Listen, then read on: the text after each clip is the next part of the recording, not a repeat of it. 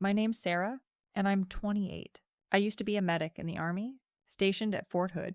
Emphasis on used to be, now I just exist. Most days. I'm stuck in this tiny apartment, collecting disability and trying to make sense of how my life got so messed up. It's not my fault. Not really, but try telling that to anyone who actually was there. It was during my second deployment, Afghanistan, Kandahar, dust, heat, the smell of diesel and fear. Always fear. We were on patrol. A routine one, or so they said. Always routine until it wasn't.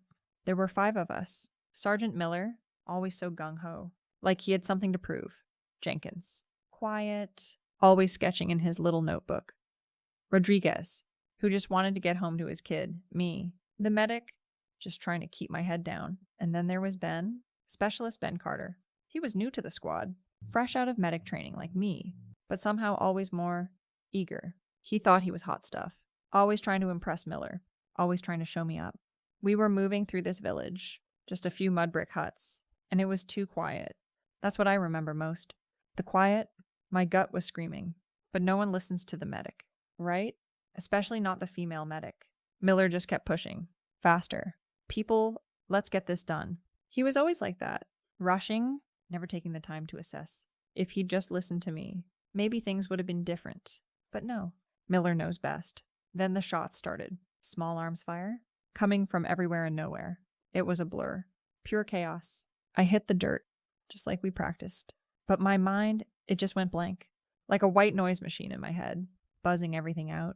My training, all those drills. The hours in the sim lab, it just vanished. My hands were shaking so bad I couldn't even hold my rifle steady, let alone think about grabbing my medical bag. I just froze. Couldn't move. Couldn't think. Couldn't breathe. I was just there, a lump on the ground. And that's when Ben, bless his overly eager heart, he saw me. He was already moving, low to the ground, firing back. He yelled something, but I couldn't make it out over the ringing in my ears. All I saw was him, pushing himself up, still laying down cover fire. And then he lunged right over me. He took the shots that were meant for me. I saw it happen. The impact, the way he crumpled, it was quick. Too quick. Miller was screaming. Medic? Carter's down. Sarah. Get to him. But I still couldn't move. It was like I was glued to the dirt, watching the dust kick up around him. Then Miller was there, pulling me, practically dragging me to Benna. Sarah? He's bleeding out. Do something. His voice was rough, full of disappointment. Like it was my fault. Like I was the one who got shot. I finally snapped out of it, or enough to function.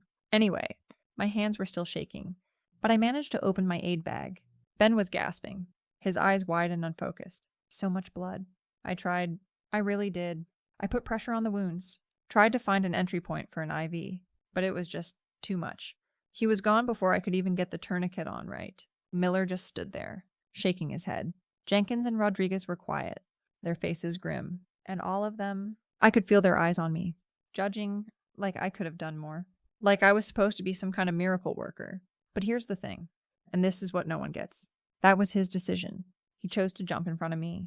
He chose to be the hero. I didn't ask him to. I didn't tell him to. He saw an opportunity to look good, to be the big man, and he took it. And yeah, it ended badly for him, but that's on him, not me. He was always trying to be better than me, faster, smarter, always correcting me in training. Sarah, your tourniquet is loose. Or Sarah, you missed a pulse point? Like he was God's gift to military medicine. He just wanted to prove he was better than the female medic. And he proved it. All right. He proved he was a goddamn martyr. After that, everything changed. They sent me back to base, put me on some kind of mandatory stress leave, as if I was the one who needed help. I was fine. I was just shaken up, like anyone would be. But they kept asking, how do you feel about Specialist Carter's sacrifice? Do you feel responsible? Responsible for what? For him making a choice. It was sickening. They just wanted me to break down, to cry, to admit I was a failure. But I wasn't. Miller avoided me. Jenkins and Rodriguez looked at me like I was a ghost. Or worse, like I was the reason Ben was a ghost. They started calling me Lucky Sarah behind my back. I heard it. They thought I was oblivious. Lucky. Is it lucky to have your life turned upside down because someone else made a stupid decision? Is it lucky to be surrounded by people who whisper about you, who look at you with pity mixed with disgust? The hardest part was dealing with his parents. They flew out to the base, and the command made me meet them. like I owed them something. His mom, she was just broken, crying, holding a picture of Ben when he was a kid. His dad, stoic, but you could see the pain in his eyes. And then his mom looked at me, right at me, and said, "He saved you. He told us he'd always look out for his team." Like I was supposed to be grateful. Grateful that he died because he was trying to prove a point. I just nodded, muttered some platitudes about how brave he was. What else was I supposed to do? Tell her son was a reckless idiot who got himself killed because he had a hero complex? No, that wouldn't have gone over well. They kept pushing for details. What happened? Sarah, were you injured? Was there anything he could have done? And I just repeated the official story. He laid down suppressive fire, and when the enemy's attention was diverted, he pushed me to safety, taking a direct hit. It sounded good, sounded heroic. It was what they wanted to hear. But the truth was, he just jumped. He didn't push me. I was already down. He just covered me, and then he was gone. They eventually sent me home, stateside, citing emotional distress. It was a lie. I wasn't distressed. I was annoyed. Annoyed that my career was effectively over. Annoyed that I was being treated like some delicate flower who couldn't handle a little combat. They put me on a medical discharge, even though there was nothing medically wrong with me. Post-traumatic stress. They called it total bullshit. I was just fine. I just didn't want to admit to a bunch of shrinks that I froze, because then it would be my fault. And it wasn't. Life since then has been complicated. My parents, they tried to be supportive, but you could tell they believed the Army's narrative. You've been through so much. Honey, it's okay to feel what you're feeling, but I wasn't feeling anything except resentment. Resentment towards Ben for making me the poster child for his sacrifice. Resentment towards Miller for not seeing what Ben was really doing. Resentment towards the Army for kicking me out. I tried to get a job as an EMT back home, but it was hard. Every interview, they'd look at my discharge papers, and that little code for PTSD or emotional distress or whatever they called it would pop up. They'd ask about my combat experience, and I'd give them the sanitized version, the one where Ben was a hero and I was the grateful survivor. But I could see the doubt in their eyes. They wanted someone who could handle pressure, someone who wouldn't freeze, and thanks to Ben, that was my reputation. I eventually found a low-paying job at a walk-in clinic, mostly doing paperwork and taking vitals. No emergencies, no pressure. It was boring, soul-crushing. Dating was even worse. Guys would hear about my Army background, and they'd be intrigued. Oh, a female veteran, that's hot. But as soon as the story came out, even the sanitized version, their eyes would change. They'd get this look, like I was fragile, or damaged, or some kind of ticking time bomb. One guy, Mark, he was a good guy, really tried to be understanding. We went out for a few months. He was a veteran too, from a different branch, and he actually listened when I talked about it. Or he pretended to. He kept trying to get me to go to therapy, to process my trauma. Trauma? What trauma? I was fine. He just couldn't handle the truth. That I didn't feel guilty. He wanted me to be this broken, vulnerable woman he could fix. When I told him, straight up, that Ben's death wasn't my fault, that he made his own choice, Mark got quiet. He said, "Sarah, that's a really cold way to look at it." And then he started pulling away, said I was emotionally unavailable. Whatever, he just couldn't handle a strong woman who didn't play the victim. I saw Jenkins a few months ago. He was in town visiting family. I was at the grocery store, pushing my cart, trying to pick out some decent frozen dinners, and there he was, standing in the produce aisle, looking exactly the same. He recognized me instantly. His face went flat. Sarah. Just that one word. I tried to act casual. Hey, Jenkins. Long time no see. We made some awkward small talk about the weather, about how expensive groceries were getting. Then he asked, "How are you doing?" Really, about everything, and I just shrugged. "I'm fine. Moving on? You know how it is?" He just nodded, but his eyes were drilling into me. Like he knew, like he remembered exactly what happened. He probably thought I was some kind of monster. "I heard you got out," he said, and there was a hint of something in his voice. Not sympathy, more like judgment.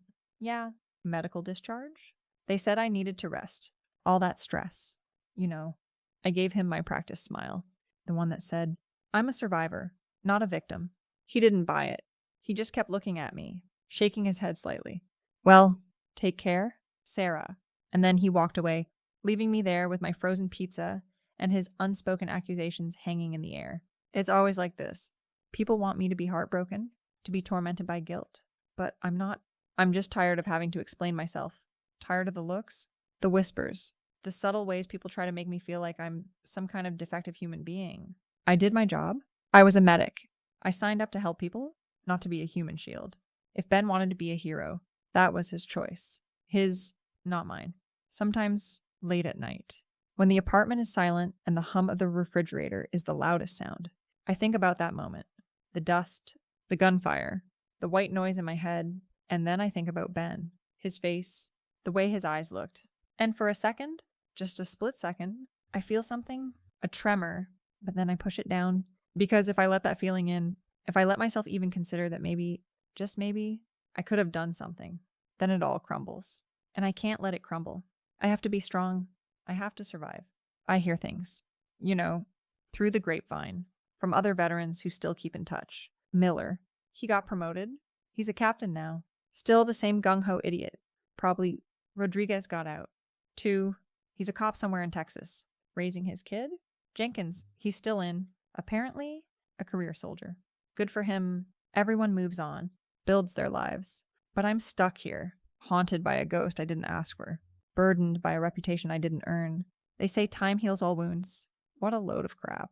Time just makes the wounds fester, makes the bitterness grow. I used to think I'd get over it, that people would forget, that I could start fresh, but they don't forget, and they don't let you forget. It's like I have a scarlet letter stitched to my chest, visible only to those who were there, to those who heard the story, or to those who just know. And now, with this disability money, it's not enough to live comfortably, but it's enough to keep me isolated, to keep me from having to really face people, to really explain myself. It's like I'm in a self-imposed prison, not because I deserve it, but because everyone else decided I did. They broke me, not with bullets, but with their judgment, with their expectations. They wanted me to be the weeping, guilt-ridden survivor. And when I wasn't, they branded me. So yeah, I froze under fire, and he died covering me. But that was his decision, his choice, his hero complex. And I'm the one paying the price for it, still, every single day. But I'm not going to break. I'm not going to admit to something that wasn't my fault. They can think what they want. They can talk. It doesn't change the truth. I'm still here, and I'm still the victim in all of this.